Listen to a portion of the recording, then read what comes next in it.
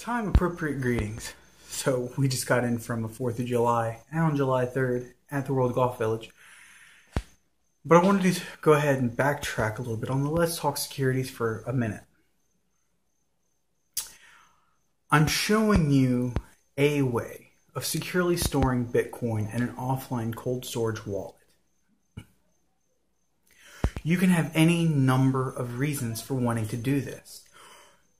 Simply not wanting a trace to your value store of Bitcoin, making a secure offline store of Bitcoin to cold store and hold your holdings for long term, or sometimes nefarious purposes of the dark market. Dark market is a little outside the scope of what I'm expecting these talks to really encompass and become. Because those talks require more things like Opsec, which is operational security. They require more things, which require a deeper understanding of how some markets will work for the long term. So my security that I'm speaking of, a lot of it comes down to just good, clean, how you operate your computer day to day. And that's the Opsec you're going to have to always live with and learn. The other Opsec is if you are doing something in a activist sort of way, a freedom fighting sort of way, any other term where you may be doing something that someone may not fully find above board, where you are wanting to secure yourself and keep your anonymity and privacy, you're going to want to use things like Tails, Tor, and VPNs. And those talks can come if there's some more interest in them. Even with buying your Bitcoin and for your value add of Bitcoin and your value store of Bitcoin, you may not want traces back to your personal identification.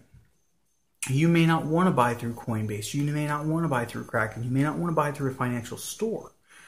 You can do person-to-person Bitcoin transactions. You can do pin buying of Bitcoins through Liberty Exchange is something I've just recently found. And what they do is you can go into a store, buy a gift card, and it has Bitcoin through a pin that they can send to a wallet. Depending on how you buy that, operational security. If you're doing it with cash, you have less time back to you unless they check your ID, unless they go back and check cameras. So that's a way you can actually get Bitcoin and not have it tied to your identity. These are some of the reasons why you may want to throw your coin through 2 or 3 wallets, being offline, being paper, back and forth between things. Yeah, you lose a little bit off the top with the transaction fee. But if you're buying at Coinbase, now they've got a link to your Bitcoin, a link to you. You transfer that to an offline wallet. Well, they've got that Bitcoin moved. You can take that Bitcoin off your cold wallet, and you can transfer it to another cold wallet, or you can transfer it to a marketplace, or you can transfer it anywhere else. But at this point, they still have you tracked to that wallet. Now, when you transfer out of that wallet, if you transfer from that wallet to another wallet, doesn't have to be your wallet. Could be. Doesn't have to be. You may have sold that Bitcoin. They don't know. I don't know. I'm not presuming anything. And once it's in that second cold wallet, as long as there's no... If you keep your Opsec and that secondary wallet is not tied to you and cannot be tied to you, you now have a clean Bitcoin wallet that has no direct line to you. And you may say, well, yeah, Coinbase wallet A, wallet B. They don't know that wallet B belongs to you. Your Opsec can ruin that.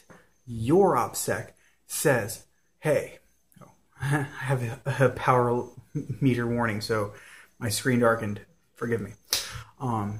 But those are the types of things that we look at with operational security, is what are we doing to compromise our identities in these marketplaces.